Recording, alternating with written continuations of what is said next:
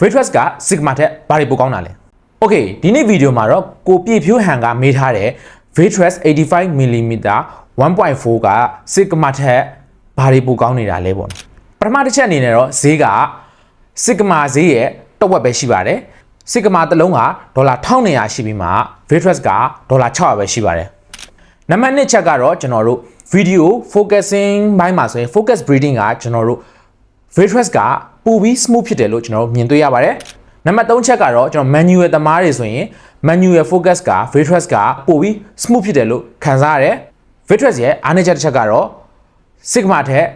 200 gram ပိုလေးပါတယ် Sigma ရဲ့ weight ကတော့630 gram ရှိပြီးမှ Virtuous ရဲ့ weight ကတော့800 gram ရှိပါတယ် freelancer တယောက်အနေနဲ့ဆိုရင်တော့ဒီ Virtuous ကတော့ပိုပြီးမှတက်တာတဲ့အတွက်ကြောင့်ကျွန်တော်အနေနဲ့ကတော့ရွေးချယ်တင်တယ်လို့မြင်ပါတယ်နောက်တိကျတဲ့အချက်လေးရှိတယ်ဆိုရင်လည်း comment မှာမေးသွားလို့ရပါတယ်နောက်ဗီဒီယိုမှာပြန်လည်ဆုံတွေ့ပါမယ်